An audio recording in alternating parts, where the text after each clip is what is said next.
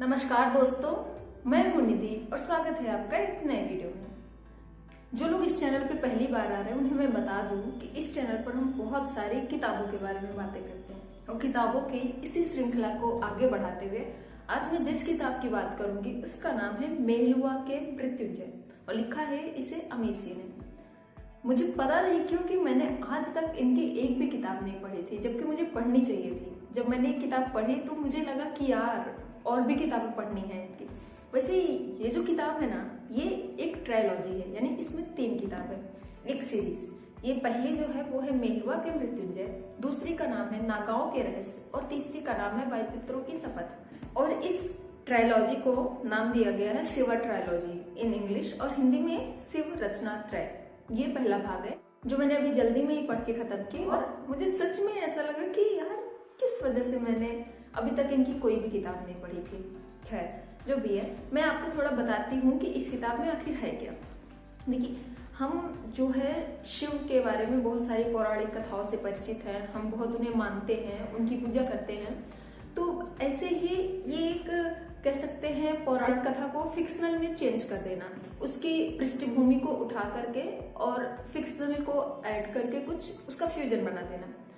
इसके जो main character निकल कर आते हैं वो है शिव, सती, शिव के दोस्त भद्र और साइंटिस्ट बृहस्पति, महाराज दक्ष, ये और उनकी प्रधानमंत्री कनकला और नंदी।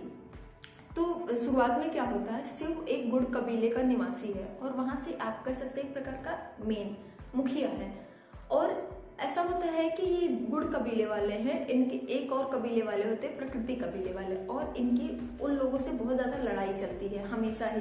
मतलब प्रकृति कबीले वाले कभी भी आक्रमण कर देते हैं तो गुड़ कबीले वालों को उनसे लड़ाई करनी पड़ती है। शिव इस चीज से बहुत ज्यादा परेशान हो चुका होता है। तभी क्या होता है कि शिव को बाहर से कुछ लोग आते हैं उसके कबीले में और शिव को एक प्रस्ताव देते हैं कि शिव के कबीले वाले चल करके उस जगह पे रहें, उस जगह का नाम मेहलुआ है, वहां चल के रहें और मेहलुआ वाले उनको जीवन यापन के लिए कुछ रोजगार प्रोवाइड करवाएंगे और वो लोग आराम से अपना जीवन यापन कर सकते हैं। शिव इस बारे में सोच ही रहा होता है कि यार ऐसे जाना चाहिए वहां या नहीं जाना चाहिए, इन सब चीजों के बारे में सोच ही रहा होता है। तभी प्रकृति वाले आक्रमण कर देते हैं, फिर से शिव को लड़ाई करनी पड़ती है। और इस बार क्या होता है कि शिव के साथ साथ जो मेहलुआ के निवासी हैं वो लोग भी उसके साथ लड़ाई करते हैं। लड़ाई खत्म होने के बाद शिव तो गुड़ कबीले वाले जीत जाते हैं, यानी शिव जीत जाते हैं। बट शिव सोचता है कि बहुत हो गया, अब और नहीं, मैंने बहुत लड़ाइयां लड़ ली, अब मुझे फालतू में रोज रोज का झंझट नहीं चाहिए। मैं अपने कबीले वालों से कहूंगा कि हम मेलुआ चलते हैं और उनके कबीले वाले भी मान जाते हैं। तो इस प्रकार वो लोग मेलुआ की तरफ प्रस्थान करते हैं। अब मेलुआ जाने के बाद वहां पर उन लोगों को कुछ दिन के लिए थोड़ा अलग में बिठाया जाता है, मतलब अलग में रखा जाता है।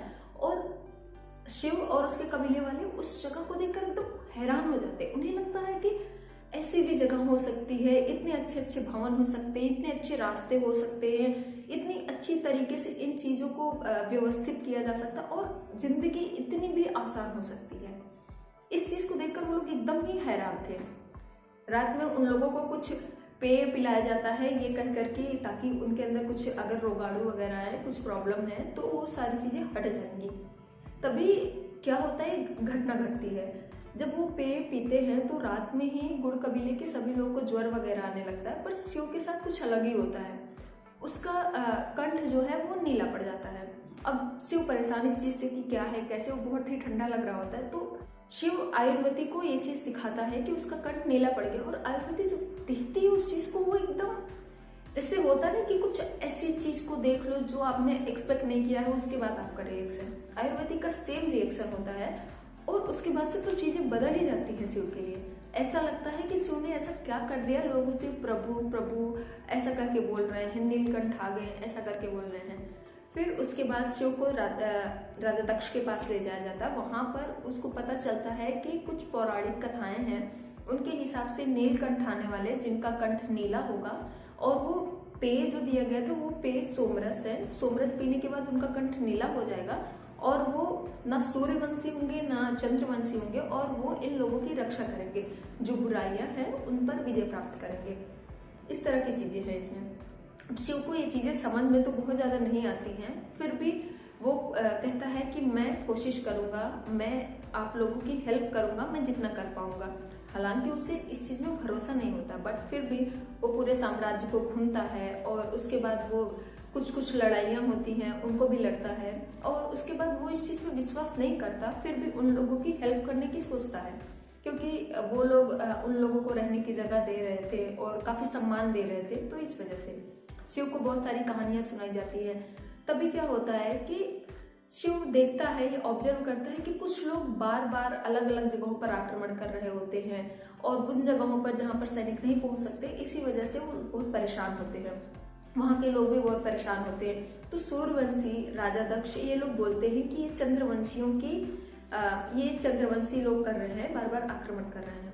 तभी ऐसा होता है कि कुछ घटना घटती है जिसमें बोला जाता है कि चंद्रवंशी लोग ऐसा कर रहे हैं। तो शिव को बहुत ही गुस्सा आता है और ये लोग युद्ध करते हैं।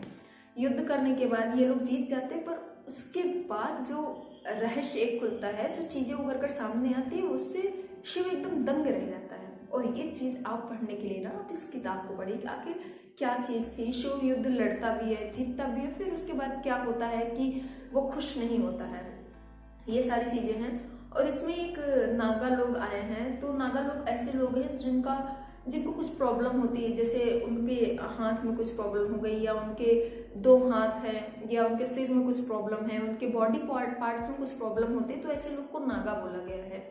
तो ये नागा लोग भी दिखते हैं, बट इनका रहस्य नहीं बताया गया, आखिर इनका रहस्य क्या है। तो यही आप सेकंड पार्ट में जब जाएंगे ना, तो पढ़ेंगे नागाओं का रहस्य, जो कि मैंने अभी स्टार्ट की है। मैं आपको जल्दी बताऊंगी कि उस किताब में क्या है। ये किताब की कहानी मैंने आपको बता दी ऊपर से कि इसमें है क्या। अब मुझे लगी कैसे ये किताब, एक्चुअली मुझे सच में ये किताब अच्छी लगी है।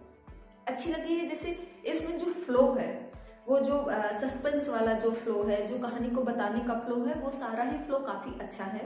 मुझे अच्छा लगा ये चीज़।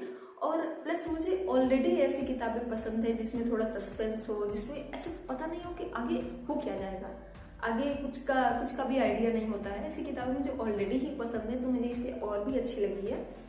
और ऐसा कुछ भी नहीं है जिसे आप समझ ना पाए, प्लस आप चीज़ों को रिलेट कर पाएंगे, क्योंकि आप वो कहानियाँ सुनते आ रहे हैं, पढ़ते आ रहे हैं बहुत पहले से, तो आपको रिलेट करने में काफ़ी आसानी होगी। तो ये था मेरा जो अनुभव, मुझे अच्छा लगा था। मैं कहूँगी कि आप लोग भी इस किताब को पढ़ सकते हैं ये। और मैं इसकी जो दूसरी पार्ट और तीसरी पार्ट है, जल्द से जल्द पढ़ के आपको बताने की कोशिश करूँगी कि मेरा वो जो एक्सपेक्टेशन था अभी थोड़ा ज़्यादा हो गया है, वो बना रहता है या नहीं, मुझे आगे भी पार्ट्स अच्छे लगते हैं या नहीं। आज के लिए बस इतना ही, मिलते हैं अगले वीडियो में, तब तक के लिए धन्यवाद।